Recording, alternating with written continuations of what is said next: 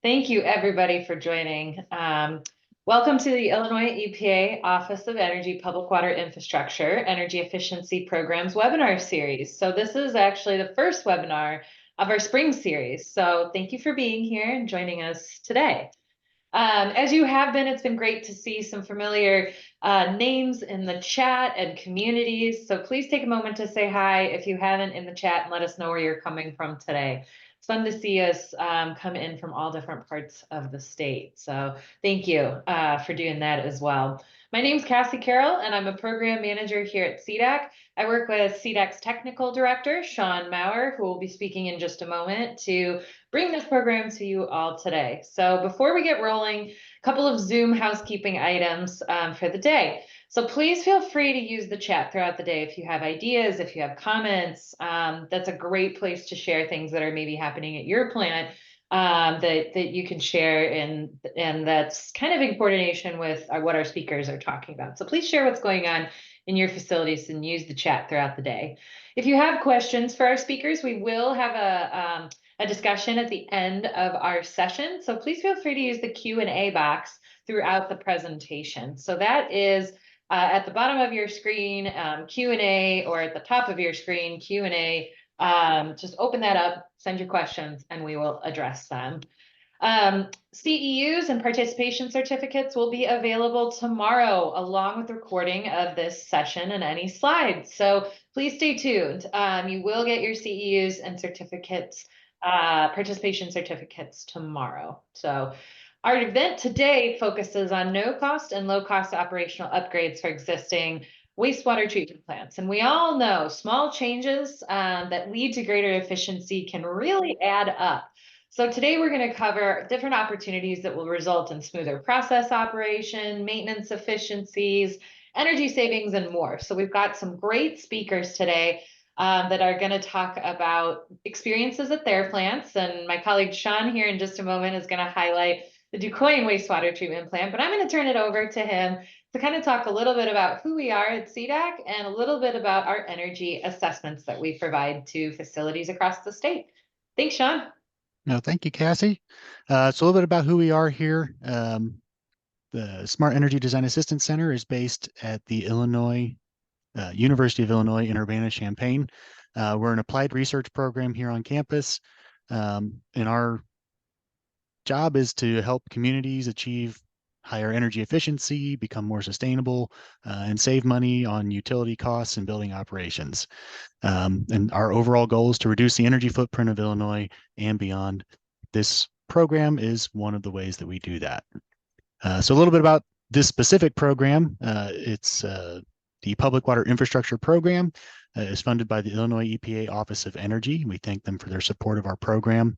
The program provides no-cost energy assessments and technical assistance to publicly owned water and wastewater facilities. As part of the assessment program, we offer a comprehensive report where we detail energy conservation measures, potential savings for those measures, funding sources. We try to connect you to ways to fund those projects.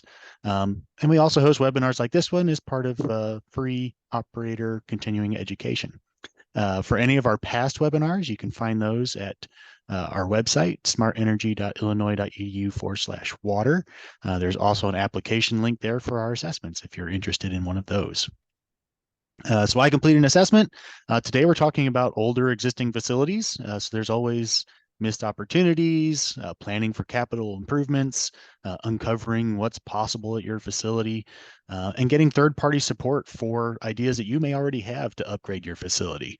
We've coordinated with operators in the past to help them present ideas to their municipal board or funding agency or whatever they network with to fund projects and help support their needs for upgrading their facilities. If you do happen to have a brand new facility or one that's recently been upgraded, things always get dropped out in budgeting and capital planning for the project and stuff. So there's always opportunities to get left on the table. Technology is always advancing, so we keep an eye and ear to the ground for new technologies, and we can bring those ideas and concepts to you to see if they're beneficial for your facility, even if it's brand new. So applying for an energy assessment, there's an initial pre-application form where we're just gathering contact information, some basic information about your facility. Again, that's an old address. It should be smartenergy.illinois.edu/water. You do have to be located in Illinois and be a publicly owned facility. If you're one of the privately operated facilities, sorry, we could probably help you, but it would be a fee-for-service project. You have to allow us to come out to the site. We're partnered with the Illinois Sustainable Technology Center. If Bill's in the chat, he'll probably say hi to everyone. But we work together to provide these assessments each program year to facilities throughout the entire state. You do have to be willing to share some facility information with us. We do need all that information to benchmark your facility and help us with our analysis. And we do share that final assessment report back with the Illinois EPA Energy Office. It's not a regulatory body or anything. It's just to help them track the performance of our program. Once we get that initial application form in, then we're going to get on the phone with you, have a call, gather your utility bill information, DMRs and stuff we can pull from the central database. If you're a water plant and you have monthly operating reports, those we do have to get from you directly. Utility bills, we'll work with you, your city clerk, whoever has access to those bills to get that information. If you're on ComEd or Ameren major utilities, we can pull most of the historic data. We just need access to that account number. And once we have that information, we'll benchmark your facility, come out to the site visit, and we'll use that benchmarking analysis to let you know where you stand relative to the other facilities that we've assessed throughout the state as far as energy efficiency. And we'll go over some ideas and anything that we've noticed in the utility trends where maybe we noticed some odd consumption patterns or anything like that, just to help kick off the process, get some ideas flowing. And then we'll go through the site visit. Usually takes a couple of hours for average facility. Larger facilities might be 3 hours or more. Just depends on the size and complexity of your site. So getting into the actual presentation today, talking about low cost or no cost improvements to facilities. I'm going to overview just some common things that we've seen in doing our site visits. And then the operator for DuQuoin wasn't able to attend today and speak, but he did provide a lot of information on a project they did at their facility that was no cost. They just made some operational changes, so there weren't any capital expenditures.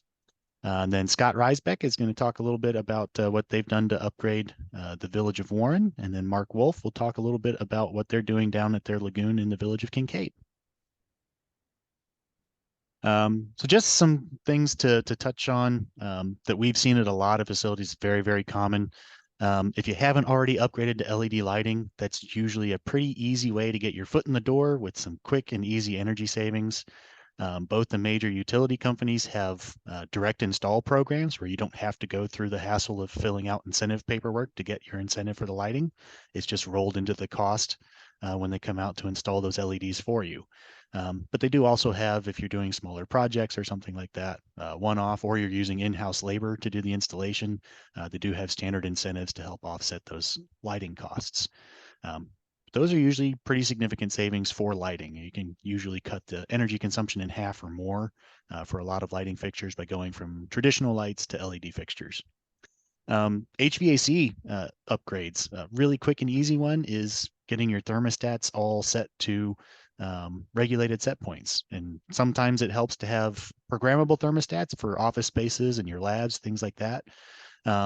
But for spaces where you got like the small gas or electric unit heaters and they've got a little analog dial thermostat, just making sure those are set to reasonable set points. Like if you've got a storage bay with dry chemicals or non-hazardous stuff in it, doesn't have any specific temperature requirement. Do you have to heat that bay to 70 degrees or is 55 acceptable? And so just going through your facility, looking at things like that, making sure that thermostats are set to appropriate settings for the space and how they're occupied and used throughout the day. Another common recommendation we make for wastewater facilities and water facilities, usually they're fenced in secure facilities, but they have lighting that's on 24/7. Or not 24/7, all night long for outdoor lighting. usually over the basins. You've got wall packs around the outside of buildings. And a lot of time that's there for safety when people are at the facility. But if your facility doesn't run 24/7, it's possible to put that lighting on timers or local access switches. Um, We've been to a number of plants that have a switch right next to their aeration basin that turns on the lights over the aeration basins if someone's there overnight. That's a really good way to minimize, you know, on average, those lights are going to be on 12 to 14 hours a day. Um, and there's usually higher wattage lamps out there if you're using traditional lighting, 250 watt to 400 watt metal halide or high pressure sodium lamps in those fixtures, and they're on consistently. So that can add up to some pretty significant savings if you can control those to be off when people aren't around. And as an added security benefit, um, if you turn those lights on only when someone's present, it lets you know someone's at that plant after hours instead of the lights always being on. You don't know if someone's snuck into that facility or not, or if someone's there doing maintenance or something like that. Um, so it can be an added security benefit to control that lighting as well.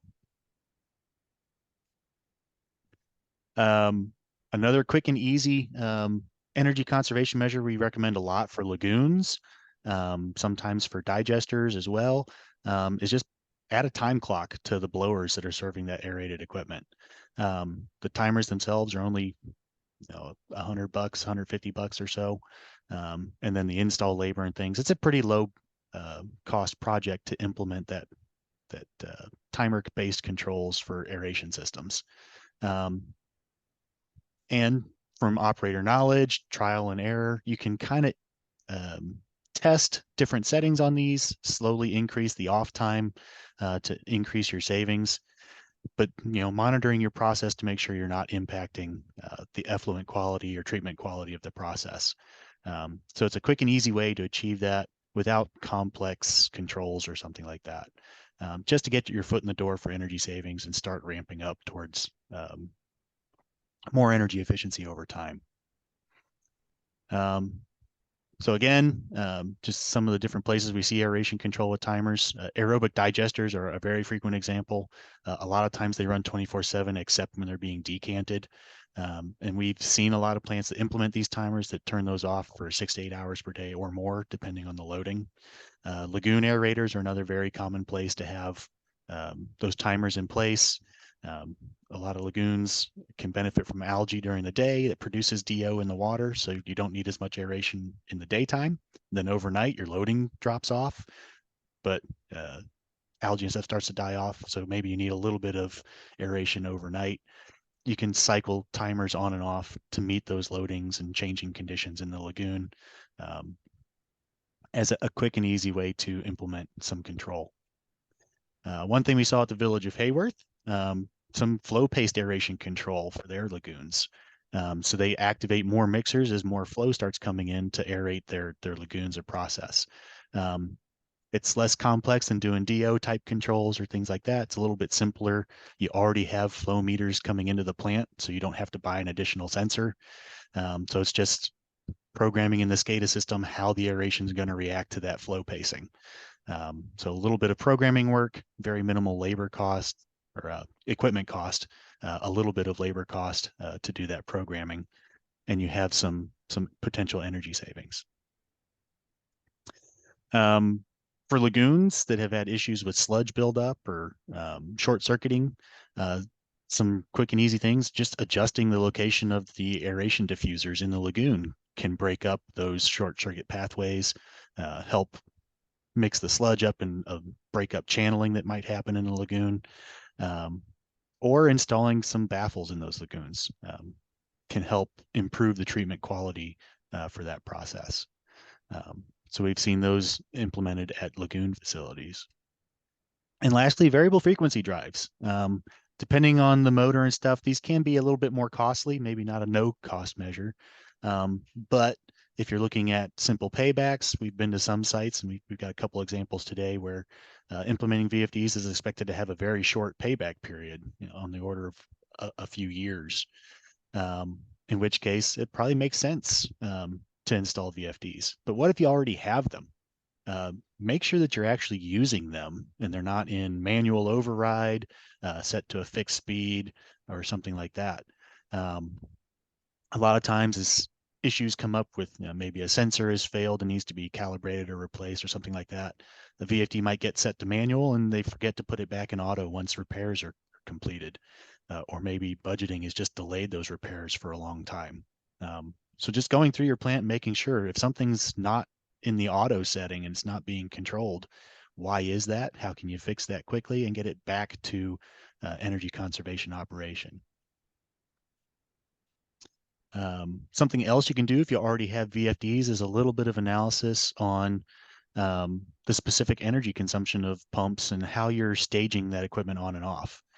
Most facilities that we go to, as they're staging pumping up in capacity, they'll ramp a single pump up to 100% speed before they kick on the next pump.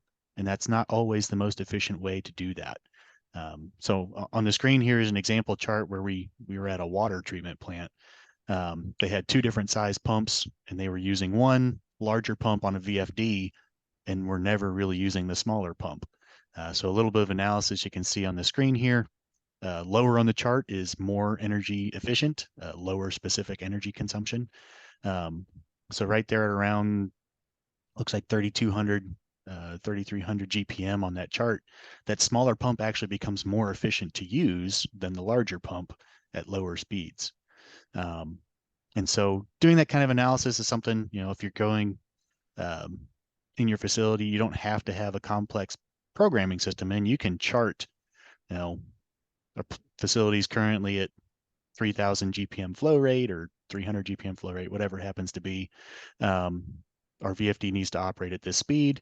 It's pulling this many amps through that VFD, and just plot that over time for different pump settings and configurations and see what's most efficient to use.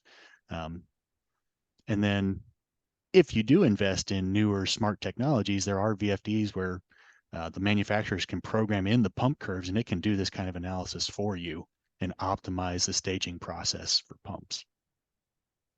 Very common to see this used for anywhere where you've got multiple pumps in lead lag configurations or multiple stages of pumping, where you've got multiple sizes of pumps. Something we saw at Kishwaukee is just adjusting your wet well level controls. A lot of times there's conservative settings on wet well levels, but if you can just slowly incrementally raise that on level setting for the pumps, the higher the water level in that basin, the more assisting head it gives to the pump, the less horsepower it takes for it to pump the same amount of water. Because it's got some additional weight of water on top of the inlet to that pump. It's helping push water through. It's not a huge impact in energy consumption, but over a long period of time, especially pumps that have longer run times, it can be some pretty significant savings, and it's a no-cost thing to adjust those level settings. At Kishwaukee, they were seeing over $5,000 per year in savings from doing this kind of setup. They're still tracking over time to see what their average is, but that's where their initial estimate was. But the big thing I want to leave you all with before I get into some of the case studies is just experiment with small incremental changes. Don't be afraid to, try something a little bit different, a minor change, maybe turn something off for an hour a day and then ramp up to maybe 2 hours a day and just see what the impact is to your treatment process. If you make small changes, you're much less likely to cause an upset or an error or something like that in your treatment process. And you can find efficiencies over time by doing that. You don't want to make really large changes all at once. So you don't want to take like a lagoon that you've been running aeration 24/7 and cut it off half the day, all in one step. Make small incremental changes over time so that you don't have issues pop up that might cause you to undo all those efficiency changes that you've made. So getting into our case study from DuQuoin, all this content was provided by the director for the facility there, Jeff Prisky. I thank him for all the information he provided. They have currently a Schreiber plant, the facility with a daily average flow 2.4 million gallons a day, with a maximum flow of 6 million gallons per day. 2 rotating bridge aeration basins.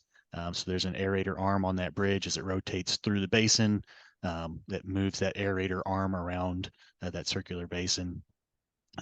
2 rotating bridge clarifiers, 2 rotating bridge digesters that work similar to the aeration basins. And they used 3 blowers for those digesters, and that's really the focus of this case study. Was they made some adjustments to how those digesters were working that made some significant energy savings for their plant.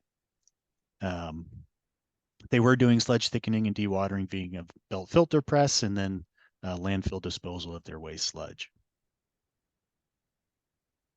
Some challenges that they were running into with waste thickening going into those digesters. They had high solids content because of the impacts that was having on the digester aeration process. They were getting some poor dewatering due to that high solids content. They were having problems controlling odors around those digesters. And they were running 2 blowers to operate 1 digester at only 1/3 of its fill level. So trying some different things at their facility. They wanted to eliminate the gravity thickening, thin out that digester content. Hopefully that would take care of the odor issues. They'd be able to use the full capacity of those digesters instead of 1/3 capacity. And then they would try to see, after they made those changes, whether they could operate on less blower capacity or not. So just a year ago, again, they were wasting their sludge to a gravity belt thickener, thickening those solids up to send to the digesters. They wasted 3 times a week through that gravity belt thickener, which was then pumped to the 2 digesters. And the digesters were again maintained at about 1/3 of their fill level. As a result, the digester solids were about 6% or higher. They have a fine bubble aeration system on this rotating arm, but because of the solids and stuff, they weren't getting fine bubble performance out of it. They were getting larger bubbles, more difficult mixing. You can see in the picture that the sludge in the digester is pretty dark in color, where you want to see a little bit lighter brown for proper treatment. So as a result of the process, their belt filter press was only feeding about 30 gallons per minute. They were getting poor dewatering, so they're pretty heavy sludge content coming off that belt filter, which increased their disposal costs, because the more water weight is contained in that sludge, the more shipping weight there is. So those digesters now, as you can see in these pictures, are completely full. You get that lighter brown color. You can see on that bridge, now you're seeing more of that fine bubble aeration pattern on the surface. Instead of getting large waves of large bubbles, you're seeing the finer bubbles and a little bit of minor disturbance on the surface of the water.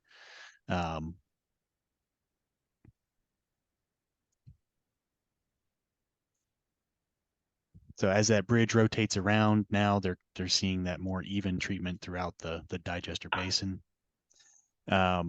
Both digesters are now filled all the way to the top instead of 1/3 of the way. To thicken their solids coming out of those digesters, they now decant off the digesters using the valves that are seen in this picture. Because they were only filling to 1/3 before, they couldn't use these valves. And so this is a little bit of a process change for them to decant using this decant system that was built into the digesters to begin with. When they do this decant process, they're turning the aeration off for that decant period. And then they pump that decant water out with a submersible pump. So most of you know it's pretty common practice at many plants, but at DuQuoin, again, since they weren't filling up above this decant valve level, this was a new process for them. So a little bit of change in operations. Previously, they were using 2 blowers to aerate just 1 digester. As they thinned those solids out, they only needed 1 blower to aerate both of those basins. So even if they were only running 1 blower 24/7 instead of 2 blowers 24/7, there's some significant savings there. They've cut the aeration energy for this process in half. But they're actually able to cycle this aeration on and off now, so they've got even more savings from the process. So they've added a timer to the digesters. They're getting a little bit of nitrification under aerobic conditions, and the pH will drop if it's not controlled in some way. So they're turning off the blowers and letting that process then denitrify, recover some of that pH for the process. Um, they have better control of any foaming or biological slimes in those digesters. So that blower now is set to run for 1 hour on, 1 hour off in a cycle that just goes throughout the day. Since they're only running 12 hours a day, now they're only using a third of the energy of the original, a fourth of the energy of the original process. And then on days when they decant, the aeration's off even longer for even more savings. Other benefits that have happened as well, they're feeding more gallons per minute to the filter press for the drying process. They're getting drier filter cake because there's better treatment of that sludge in that system, better dewatering overall. They're using about half the polymer they were before. Now they're getting one drum to last about 8 weeks.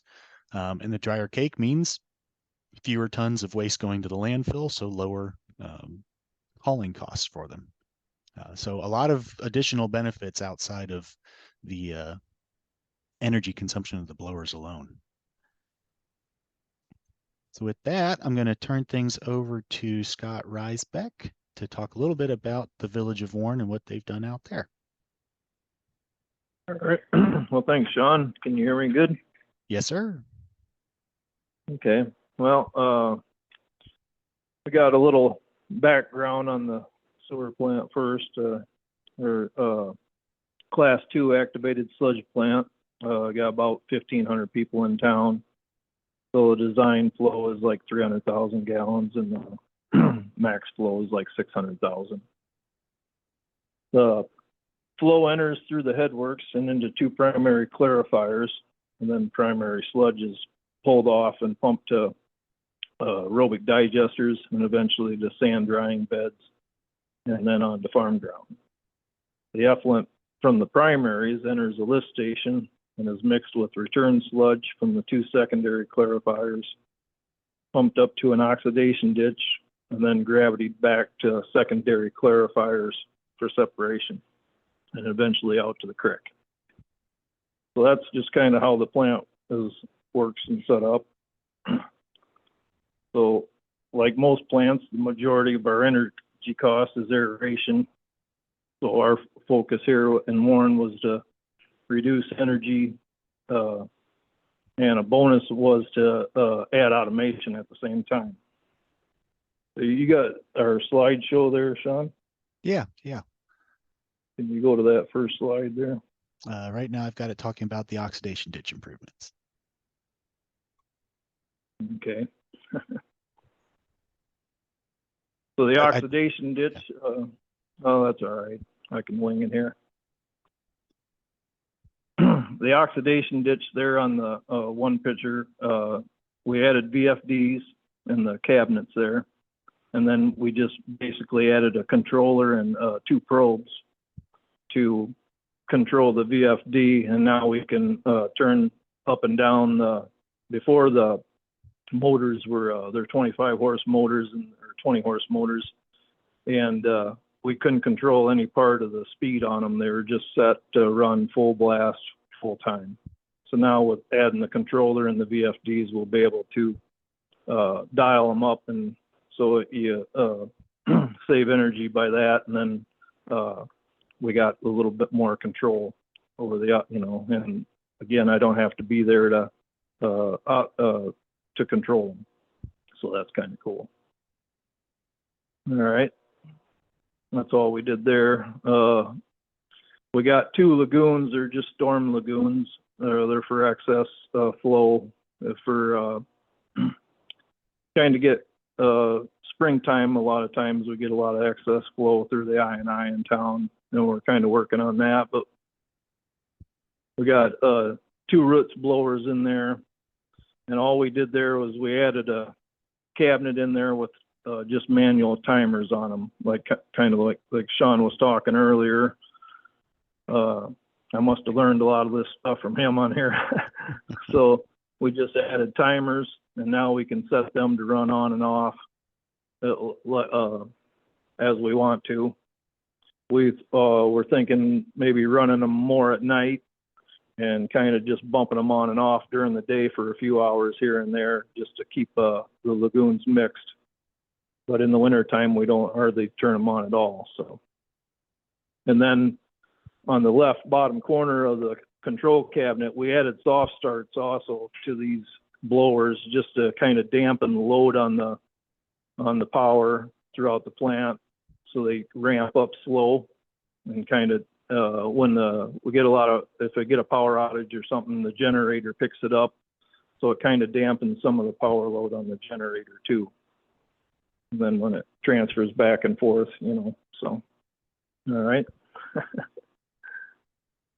And here's our aeration basin, our digesters. So here we did the same thing as up above for the oxidation ditch. We just added 2 VFDs and a control cabinet and a controller and a probe to control the speed of those blowers.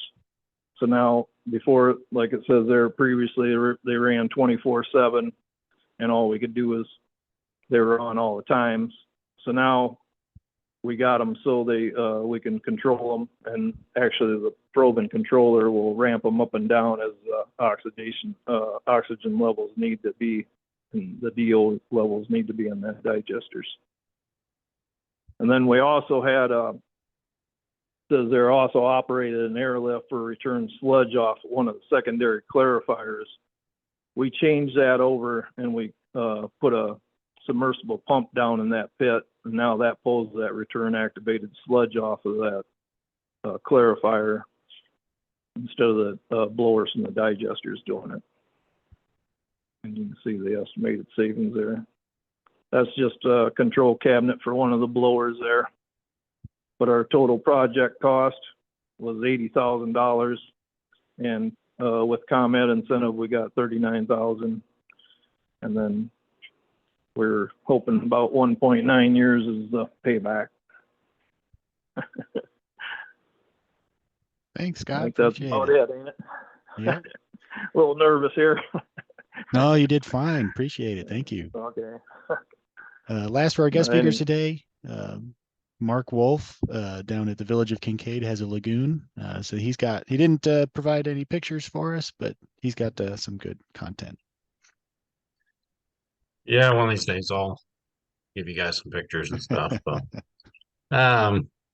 everybody, I'm Village of Kincaid, about 1,500 people here, and we're just started on just got broke ground on a new aeration system Monday. So they got main lines put in, and they're working today on going with the bubbler system. So we used to have 8 aeration stirrers out there. And now, so we're going to go down from 8 motors running to just 2 motors running. And aside from the energy efficiency of that, the maintenance is, everybody knows the maintenance is so much less if you go down with that. That's a really big thing. And a lot of this that we're doing, I actually set out to start doing some of this stuff because of maintenance, to reduce maintenance. And I found out we can cut a lot of costs with energy at the same time. So I don't have much to report on the aeration system because we are just getting it installed this week. I did have a little to say about VFDs. I have a small lift station, 2 5-horse pumps in there, and it services about 250 people on that end of town that we went to VFDs in last year sometime. And I did pull some bills, and that just saved us about $45 a month on average. depends on rain and everything else. But what I was looking at, about $45 a month on our power bill, that saved us. And one of the things I want to point out about that, and we touched on it, the soft start. We did have a little problem with that. You got to make sure your soft start's enough to get past something. We had ours set at just starting up at 4 hertz and going up to 60 if it needed it. And the at 4 there was kept getting stuff stuck in the pump. It just wasn't enough. If there was something in there, just wasn't enough to go. So we did have to up that to about 10. But the real beauty of that is you start at that 10. If it's low flow times, you might only get up to 20 or 30. It might only be running half power when the water's gone and it can shut off. You never even have to reach that 60. So, and before, you were just starting up at 60 and whether you needed it or not. So that's one of the big things in savings. And that lift station had a phase on it, and the VFDs got rid of that too. They don't need the phase.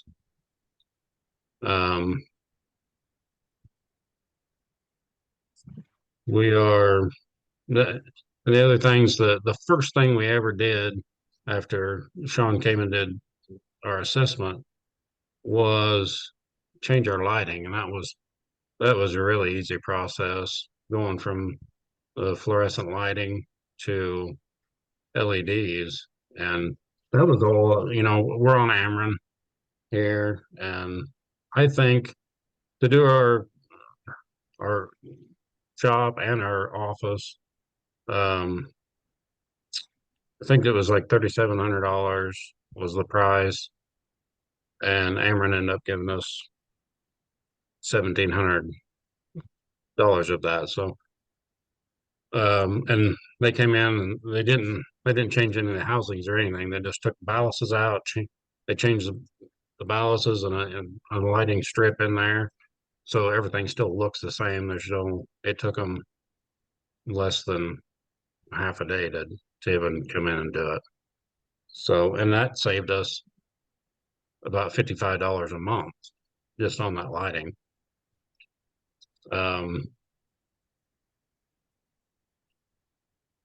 Timers, you touched on timers a little bit. That's a no-brainer that people don't have to go down there, because people forget and leave things running. Motion detection lights, that was one of the big ones that down at the wastewater plant, the office lights always got left on, so the motion sensor to turn it off and on has been a good thing there. One thing that we're doing as soon as the aeration system gets put in, we're switching gears and doing a lot of cameraing to find infiltration. We get a lot of rainwater, and even if we can find half of this infiltration and get half of it shut down, that just runs your pumps way more than you need to. So we're going to switch gears and do that, and maybe do some lining. And we're doing all this through EPA loans. So, and we end up getting an EPA loan for, I think, $1.4 million, and we got 30% forgiveness on that. So, and I think it's a 1.8% interest loan. So it's a pretty good deal. And then what else? The lining process I've heard good things about it. but we get a lot of, and manholes. The manholes are where we get a lot of. We got a lot of brick manholes, so we're gonna recoat them. Um, we know that a lot of infiltration's coming from those, so there's a recoating process on those that we're gonna give a shot. Okay, well, thanks, Mark. It's a Yep. good update. One question for both of you, since you've had, I know Scott, your projects are fairly new in place. I don't think you've tracked savings from them yet, but any idea for what you have implemented, what kind of total savings are? And Well, no, since we started doing the lighting thing right away too, we went through all our lighting and changed all that. And, but we were about 3 or almost 3,500 a month for electricity out here, and we're down to like 3,000 now. We got about just a little over half of this project done. We really ain't even implemented any of that yet, as far as getting any numbers on that. But or the bills haven't gone. I mean, we ain't got it up and running yet, I guess. But just from the lighting, and we'd installed 2 of those VFDs on the oxidation ditch before. And so we cut them down in half, and now we're adding the controller and the probe to kind of run them a little better, but or to automate them, I guess. But we have seen about $500 savings on our electric bills since we started doing all this, and we're hoping to, it goes down another $500 or $1,000 by. We think it probably even more when we start shutting these lagoons off, because we just run them 24/7 all the time. We always have, and even in the winter we ran them all the time. So we think we're going to get quite a bit of good savings out of doing all these projects. And I learned it all from watching your guys' webinars, so that's pretty cool. Mark, do you have an idea of total reductions you've had so far? Just for the VFDs on that one lift station, it's about $500 a year on that, and then the lighting was probably another $600 a year. So, and that's all, that's for my shop and everything too. So, Mm-hmm. and like I said, that aeration system is supposed to be the big one that's going to really knock the power down. So I'd say we're already saving, a good $800 a month anyway, just on the 2 little things that we did. And I don't want to call them VFDs little. I guess that was about a $16,000 upgrade there. So it's not really a little thing, but there was a lot of maintenance, wear and tear, and getting rid of that ediphase was worth $16,000 if anybody's ever messed with ediphases. So yeah, about $800 a year so far. For people in the chat too, any questions for our guest speakers today? And also Cassie's thrown in there, if you have any examples at your own facilities of simple changes that you've made, maybe they were a no-cost change to a set point or a setting, or an operational change, feel free to share those. I have a question in the meantime as we get some different things in. Scott, did you want to say something? Well, I'm just gonna say that it kind of sounds like me and Mark are pretty much doing the same kind of stuff. So that's pretty cool to hear. And we kind of got about the same kind of savings going on, so it must be working. Mm-hmm. Totally. That's great. I have a question for you both. How did you get your boards or your kind of whoever your managers are on board with the things that you were working on? Because I know that can be a struggle for some plants, is kind of communicating these opportunities for efficiency and then saying, oh, we want to do this, we want to move this forward. How did you do that in both of your organizations? Well, for Village of Horn, it was pretty easy. We just went in there and explained to them, and the payback, you start showing them the payback numbers or how many years it's going to take to pay it back. And Sure. once they started seeing some of the savings on the electric bills right away, it wasn't too hard to keep them going. That first project we did was just the lighting, and then we did like kind of like Mark said, we bought 2 of VFDs and put them on our oxidation ditch, and they were like $20,000, but they dropped our electric bills $400 or $500. So, and then going back in like 2 years later, we started doing this project. This project was $80,000, and that's once you got the grant through ComEd, I told them that we were going to get half of it paid for.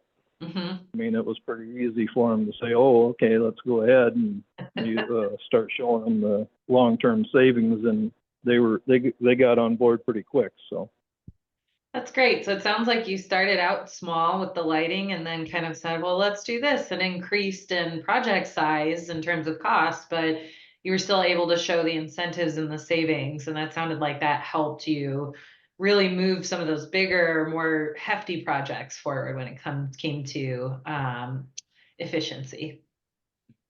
yeah, you say it a lot better than I do. No. You said it perfectly. I just kind of wanted to Yeah. reflect on that, what I was hearing from what you were saying. It's kind of neat how you started small and grew your initiatives over time. Yeah. Cool. Yeah, Mark, how and did it go for you? yeah, same way. I mean, we just, when I got them to do the lighting and showed them the savings on that, and then just calling other places. And this is really good that you guys are doing these webinars and stuff, because we can talk, and if everybody's taking notes, they can go to their board and say, hey, you know, Kincaid and Warren did this, and this is what they're saving. And I Yeah, mean, that's just proof that, and they don't have to talk as much. And I can't say I had a good board that was already already in on this. I didn't have to do too much talking. Now, some of the stuff, I mean, the aeration system was a lot of money, it's just, and I made sure that I threw in there that, the guys ain't going to have to work on this as much. We're going to get other things done, this and that, in the long sure. run here, maintenance and, we're a small village. So we only got, there's me and, I got 3 full-time guys and 2 part-time. So, um, it's worth it to them to have us doing other things. Um, so it wasn't a real hard sell, but I mean, that's the bottom line. You got to do your research and show them the facts, and that's and they, I mean, really, they can't deny what you're trying to do. Sure. Because I know, Mark, your team, the 3 people that you talked about are basically your public works department in a way. You're working on streets, you're working at the plant, you're doing so many other things. So I think that's really important that you brought up the manpower savings or the maintenance savings or the time that we have to spend at the plant, we can do other things. I think for smaller towns like you guys, I think that's really critical and a really important selling point too. Is like, if we get this to be efficient and we put these timers in or we do these sorts of things, it's really going to increase the efficiency of us to be able to do more work for the village too. And there's something else I didn't really touch on too much. The regular maintenance of any working parts, grease. Once if you lack on maintenance because you're doing other things, whatever, then that you don't get the bearing greased and that starts dragging down. That makes the power goes up. Mm-hmm. Totally. That's a really good point.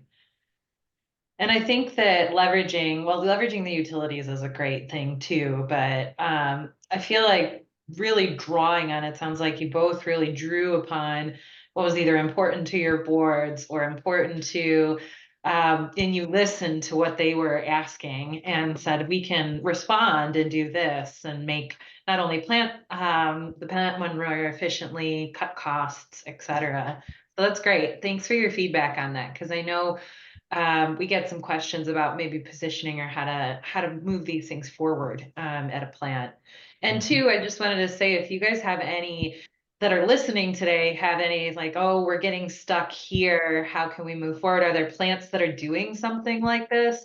Let's talk. We can work within the plants that we've assessed to see if we can make some connections for you so you can have another municipal example of the project that you're trying to do and maybe some of those successes. So outside of this webinar, feel free to utilize this as a resource to help make those connections to build that justification and those savings for your projects too. I do want to go back and point out for DuQuoin's example, there was no cost for that. They just changed some set points and settings. Same thing at Kishwaukee for their example. Just trying simple, small changes and increasing those changes over time, keeping track of how they impact performance, Mhm. effluent quality, things like that. You don't have to go. I know our guest speakers had some pretty expensive projects with an 80K project for Scott and Mark. Yours was, did you say 15? My VFDs were 16, and 16. but my aeration system's about it's about 300,000. So Yeah. that's that's a big one. But So again, the projects don't have to be large expenditures of money, but if they are, there are ways to reduce those costs through incentives, through the EPA funding programs, through the loan programs. There's lots of assistance out there, and we're happy to connect you with that assistance. Sure. yeah, and if Cassie or Sean, if somebody's got questions, you can give my contact information out. I'm glad to help anybody who wants to call me and ask a question or anything. I mean that's one thing that I do in several towns around here. We got a lot of little towns around here that me and the other superintendents of those towns talk daily and get each other, pick each other's brains on everything. So um, we really help each other out that way. I'm glad to do it for anybody. Thank you, Mark. That's awesome. Yeah. I don't see Yeah, any here other too. question. Oh, go ahead, Scott. Yeah, here too. I just, you guys have been a big help, especially with the paperwork to get some of the grants going and stuff through ComEd. I mean, I couldn't have done that without you guys, and doing these webinars has been a big help too. So we do the same thing here. We try to share as much information as we can. So I think it's good. Thank you. Appreciate it. Thanks, Scott. I don't see any questions that popped up in the chat or in the QA panel. Again, if anyone has any follow-up, wants to contact the operators with any specific questions, let us know. We'll put you in contact with them. Any questions for us, if you're interested in assessment, please also reach out, let us know. Thank you all for your attendance today. Hope it's been an informative session, and hope you have a wonderful afternoon. Thank you to our speakers. Thank you so much. Take care, everybody. Bye-bye. We just had an example pop into the chat. City of Pittsfield had 2 new Gardner Denver blowers installed in 2018. One blower on the aeration basins that's run off VFD, and another to their digester, which is also on a VFD. The old blowers ran full speed with no set points to control the air. From what he was told, with just a simple change in the blowers running off VFD, that saves roughly $3,000 a year. So Wow. nice job out there at Pittsfield. Great job. If you have any other things that you found to be successful, please feel free to contact us too. We'd love to help to share your story. Yeah, we can develop case studies. We can publish stuff out to the community as a whole. Yeah, Your all's experiences are very important to share with each other. So, for sure. all right, thank you everyone for attending. Have a nice afternoon. Thank you. Take care. Bye, Mark. Bye, Scott. Thanks. All right.